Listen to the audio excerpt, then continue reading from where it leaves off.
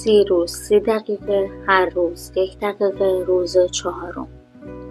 به نام خداوند معجزات بزرگ. خداوندا، تا حالا نشده است چیزی از تو بخواهم و تو به من آن را ندهی. بی نهایت ازت متشکرم خدای یکتا.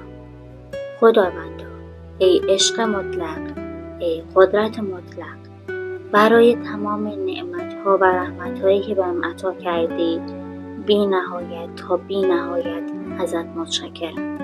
حتی اونهایی که بهم عطا کردی و خودم خبر ندارم. خداوندا، ازت بی نهایت متشکرم. خدایا شکرت، خدایا شکرت، خدایا شکرت. خدایا تو را شکر میگویم، چرا که تو میدانی آنچه را که من نمیدانم. در دانستن تو آرامشی است و در ندانستن من تلاطم هاست.